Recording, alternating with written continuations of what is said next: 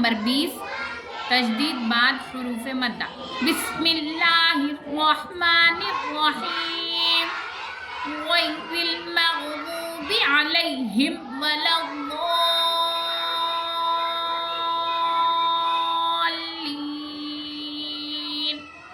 ووجدک ضالا فہدا فإذا جاءت الطامة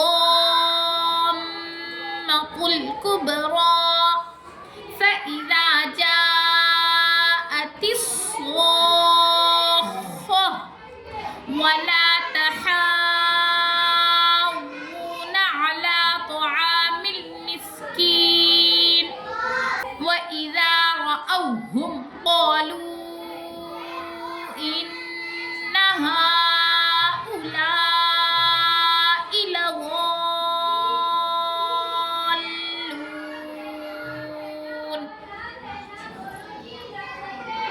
یہاں پر یا لین ہے. یا لین کی تختی میں ہم پڑھے تھے کہ یا لین جہاں پر بھی آیا نرم آواز کے ساتھ جلد ادا کریں گے. ٹھیک ہے.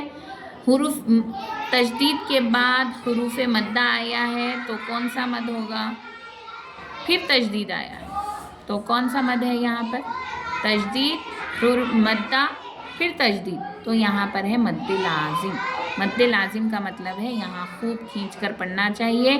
یہ مد کو کھینچنا لازم با اہم ہے. ٹھیک ہے. تو کبھی بھی ہمیں کون سا بھی مد چھوڑنا نہیں چاہیے، خوب کھینچ کر پڑھنا چاہیے. اس کی ادائیگی کس طرح ہو ہم پچھلی تختی میں الحمدللہ تختی نمبر 19 میں ہم پڑھ چکے ہیں. الحمدللہ آپ لوگ سمجھ بھی چکے ہیں. میں ایک بار پھر سے ریوائز کر رہی ہوں.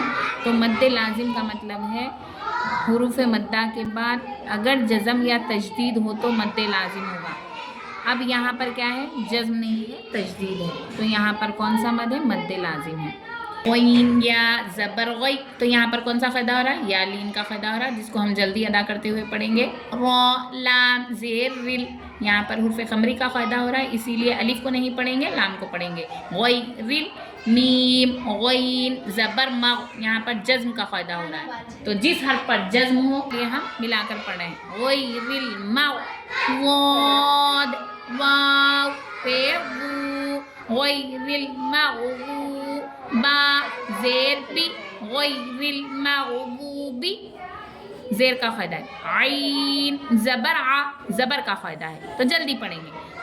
غیر المغضوب ع لام یا زبر لی غیر المغضوب علی ہا میم زیر ہم غیر المغضوب علیہم. یہاں پر اظہار شفوی ہے. انشاءاللہ آگے کی تختیوں میں آئے گا کہ اظہار شفوی کس کو بولیں گے.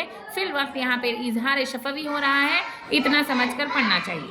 غیر المغضوب علیہم واو زبر و غیر المغضوب علیہم و لام ضاد زبر لو. یہاں پر 2 الف 1 لام چھوٹ رہا ہے تو یہاں پر کون سی تختی ہوگی؟ حروف شمسی کی. ٹھیک ہے. یہاں پر الف مدہ ہے مگر الف مدہ نہیں کیونکہ یہاں پر تجدید ہے اسی لیے ہم ملا کر پڑھ رہے ہیں.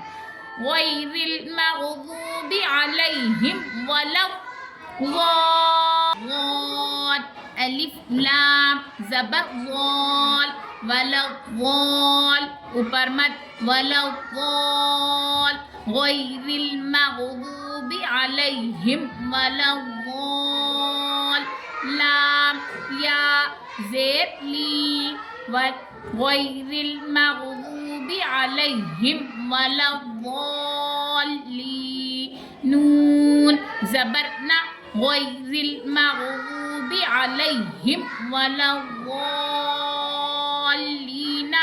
آگے آیت زبر پر وقف کرنا ہو تو آخری حرف پر جزم دے کر سانس توڑے.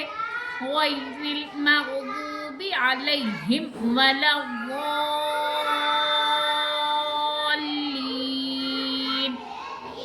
یہاں پر مد متصل ہے. اب یہاں پر پیچھے سب کے ہجے ہوں گے.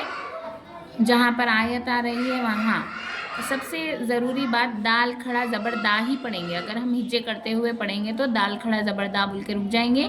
میں نے بار بار یہ بتا رہی ہوں کہ الف یا واو قرآن مجید میں لکھے جاتے ہیں، پڑھے نہیں جاتے. اسی طرح جس طرح انگلش میں کچھ الفاظ کچھ الفابیٹس لکھے جاتے ہیں پڑھا نہیں جاتا، ویسے قرآن مجید میں الف واو یا لکھے جاتے ہیں پڑھے نہیں جاتے، تو پریشان نہ ہو، یہاں پر فہدا بول کر رک سکتے ہیں، ٹھیک ہے، پریشان نہ ہو کہ یہاں پر یا ہے کیا ہوگا کیسا پڑھیں، تو ایسا کچھ بھی نہیں ہے، یہ رسم الخط کا فائدہ ہے، آگے انشاءاللہ تختی آئے گی ہم اس میں بتفصیل آپ کو سمجھائیں گے۔